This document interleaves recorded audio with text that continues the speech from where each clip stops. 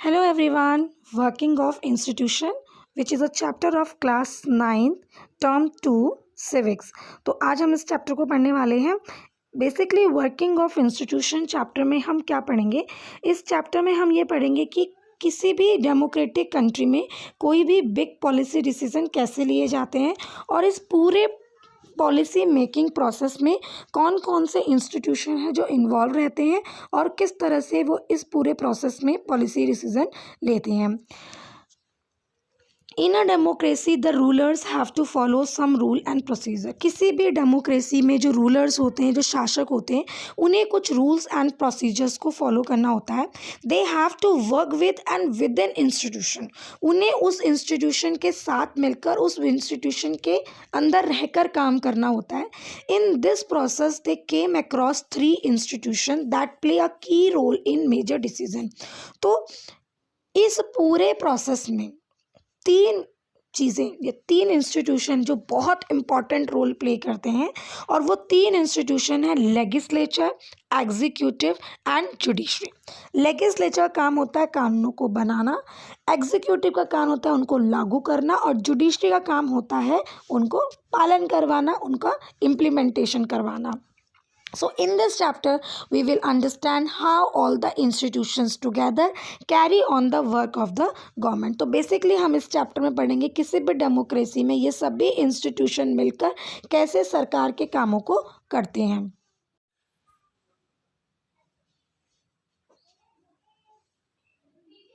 जो first topic हम इस चैप्टर में पढ़ने वाले हैं वो है process of taking a major policy decision. हम उस प्रोसेस के बारे में जानेंगे जिस प्रोसेस के थ्रू कोई भी बड़ा डिसीज़न एक डेमोक्रेसी में लिया जाता है। बट उस प्रोसेस को जानने से पहले हम एक एग्जांपल लेंगे, एक इम्पॉर्टेंट गवर्नमेंट ऑर्डर के बारे में पढ़ेंगे, उससे रिलेटेड इश्यूज़ के बारे में पढ़ेंगे। उसके बाद हम उस पॉलिसी मेकिंग प्रोसेस को डिस्कस करेंगे।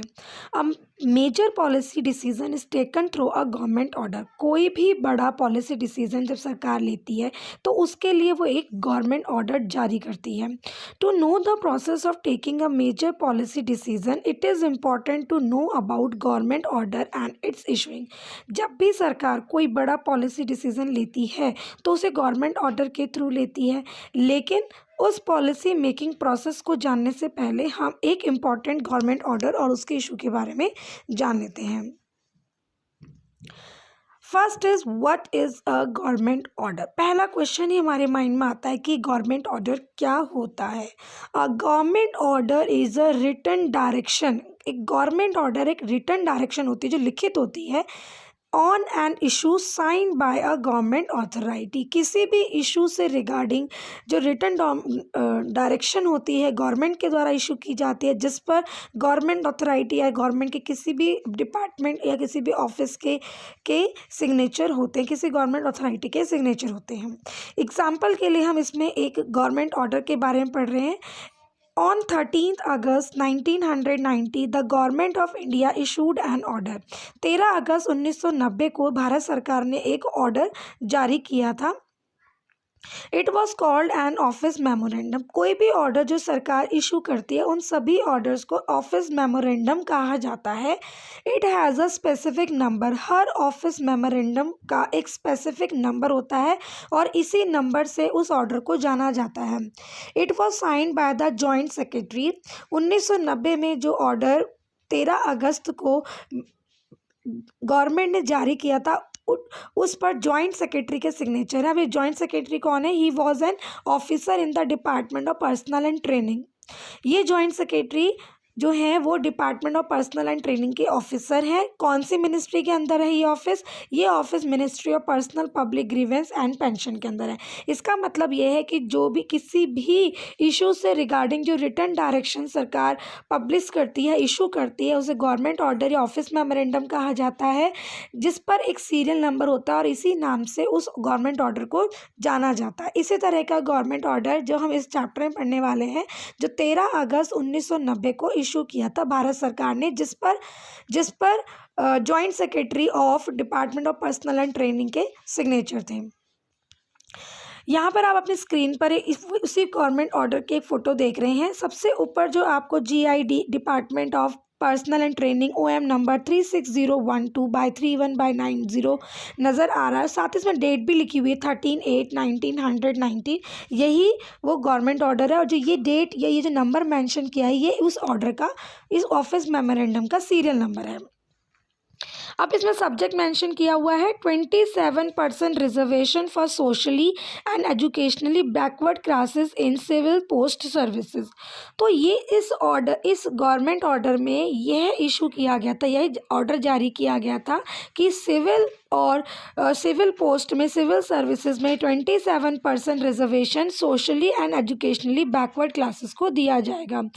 अब आपकी एनसीईआरटी में socially and educationally backward classes के लिए जो वर्ड यूज़ हुआ है वो है SEBC, जिसकी फुल फॉर्म होती है socially and educationally backward classes. Decision announce by an order, the order announce a major policy decision. इस ऑर्डर में एक बहुत बड़े पॉलिसी डिसीजन की बात की गई है। According to the order 27% of the vacancies in civil post and services of government were reserved for SEBC। इस ऑर्डर के अकॉर्डिंग 27% जो वैकेंसीज थी सिविल पोस्ट और सर्विसेज में वो SEBC यानी कि socially and educationally backward classes के लिए रिजर्व रखी गई थी। ऐसा नहीं था कि इससे पहले इस तरह का रिजर्वेशन किसी को नहीं दिया गया था।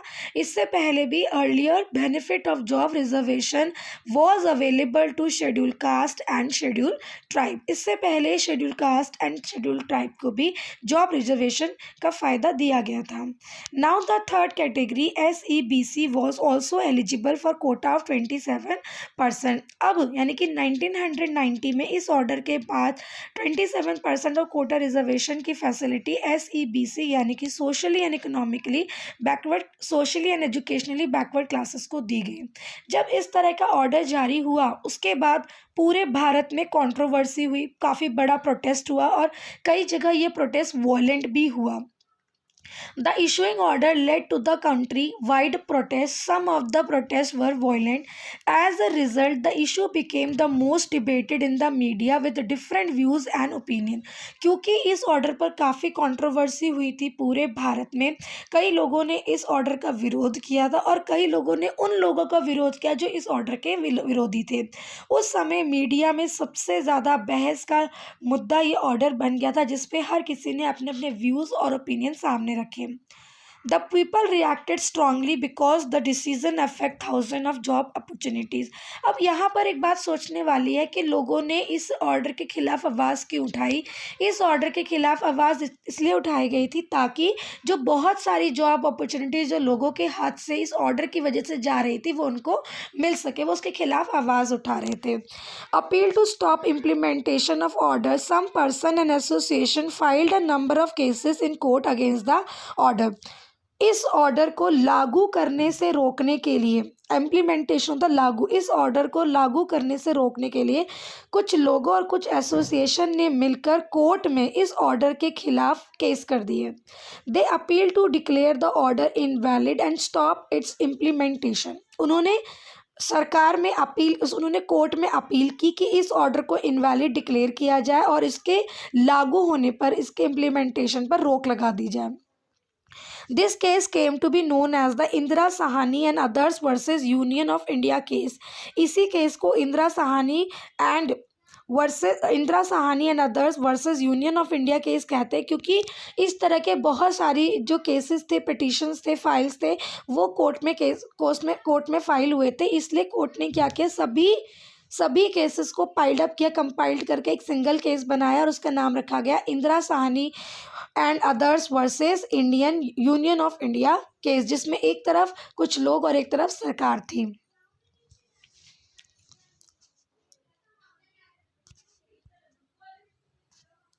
Supreme court declaration over the order by a majority. Supreme court ने 1992 में मेजॉरिटी से एक ऑर्डर दिया। The supreme court in 1992 declare the order valid. Supreme court ने सबसे पहली बात क्या कही कि ऑर्डर बिल्कुल वैलिड है, गलत तरीके से लागू नहीं किया गया। दूसरी बात जो सुप्रीम कोर्ट ने कही, it also ask the government to identify its original order, कि उन्होंने सरकार को कहा कि वो ओरिजिनल ऑर्डर को आइडेंटिफाई करें और इसमें कुछ बदलाव लाएं। Modification in order and end of disputes. The order was modified and declared that well-to-do person of backward classes should be excluded from the benefit of reservation. इस ऑर्डर को modify किया गया और ये डिक्लेयर किया गया कि जो बैकवर्ड क्लासेस में वेल टू डू पर्सन है, वेल टू डू पर्सन मतलब जो अब बैकवर्ड नहीं रहे हैं, जो रियलिटी में बैकवर्ड नहीं है, जो कि अब वेल्दी हैं, पढ़े लिखे हैं, एजुकेशनली बैकवर्ड नहीं है, सोशली बैकवर्ड नहीं है, उन क्लासेस को, उन लोगों को इस रिजर्वेशन का बेनिफिट नहीं दिया जाएगा। On 8 September 1993 another memorandum was issued by the department of personal training, और इसीलिए 8 सितंबर 1993 को एक और memorandum department of personal training के द्वारा इशू किया गया, और उसमें जो है ये बात कही गई कि जो वेल टू डू पर्सनस हैं बैकवर्ड क्लासेस के, उनको रिजर्वेशन की 27% रिजर्वेशन की कैटेगरी से बाहर रखा जाएगा। Since then the dispute ended and the same policy was followed, और उस दिन के बाद जो है ये डिस्प्यूट ख़त्म हुए और जो पॉलिसी है वो तब से फॉलो हो रही है। यहाँ पे आप एक नया रिजर्वेशन, नया ऑफिस मेमोरेंडम देख रहे हैं। यहाँ पे लिखा हुआ है reservation of other backward classes in civil post and services under the government of India. तो इसमें बताया गया है कि जो वेल टू डू पर्सन है बैकवर्ड क्लासेस के, उनको रिजर्वेशन नहीं दिया जाएगा। अब बात करते हैं नेक्स्ट टॉपिक की कि आखिर इस तरह का ऑर्डर सरकार ने क्यों इशू किया, क्यों जारी किया, इसके पीछे क्या रीज़न थे। तो अब हम पास्ट में जाते हैं, 1990 से पहले की बात करते हैं, यानी कि इस ऑर्डर को जारी करने से पहले की बात करते हैं। The main event before the passing of government order for OBC reservation was as follow. क्या क्या चीज़ें हुई थी उसके बारे में पढ़ते हैं।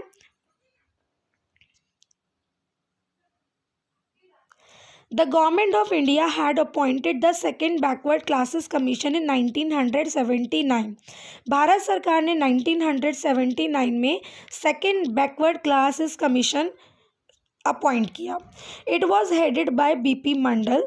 इसके हेड बीपी मंडल थे। Hence it was popularly called the Mandal commission, क्योंकि इस कमीशन के हेड बीपी मंडल थे तो उन्हीं के नाम पर इस कमीशन का नाम रखा गया मंडल कमीशन।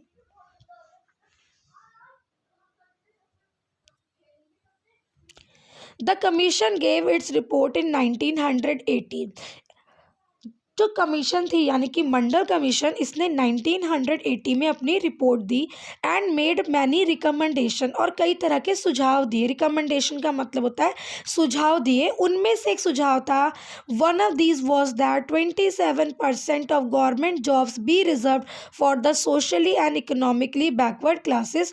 उन्हीं में से एक सुझाव मंडल कमीशन ने यह दिया था कि 27% जो जॉब रिजर्वेशन है, गवर्नमेंट जॉब में जो रिजर्वेशन है वो सोशली और इकोनॉमिकली बैकवर्ड क्लासेस को मिलनी चाहिए। For several years many parliamentarian and parties accepted. लेकिन क्या हुआ कि जो भी सरकार थी उस समय उन्होंने इसको लागू नहीं किया, और आने वाले कई सालों तक जो भी सरकार आई उन्होंने इस टॉपिक को या इस रिकमेंडेशन को लागू नहीं किया। फिर उसके बाद आते हैं 1989 में इलेक्शन, लोकसभा इलेक्शन होने वाले थे 1989 में। In its election manifesto the Janata Dal promise that if voted to power it would implement the Mandal commission report. 1989 में लोकसभा के इलेक्शन होने थे, उसमें जनता दल ने अपने घोषणा पत्र यानी कि मैनिफेस्टो में ये डिक्लेयर किया, ये प्रॉमिस किया कि अगर वो सत्ता में आते हैं, अगर वो जीत जाएंगे, it would implement the Mandal commission report. तो वो मंडल कमीशन ने जो भी रिकमेंडेशंस दी हैं उनको लागू कर देंगे। द जनता दल did form the government after this election. हालांकि 1989 में जो इलेक्शन हुए थे उसमें जनता दल पूरी तरह से जीत गई थी, तो उनके लीडर वीपी सिंह ने जो प्रॉमिस किया था, यानी कि जनता दल ने जो प्रॉमिस किया था उसको पूरा किया। वीपी सिंह प्राइम मिनिस्टर बनते हैं एंड इम्प्लीमेंटेड दिस, और वो मंडल कमीशन के रिकमेंडेशन को इम्प्लीमेंट कर देते हैं। तो इस तरह से जो 1990 में जाकर मंडल कमीशन की रिपोर्ट्स जो हैं वो इशू हो जाती हैं, जारी हो जाती हैं, यानी कि उनको इम्प्लीमेंट कर दिया जाता है थ्रू अ ऑफिस मेमोरेंडम।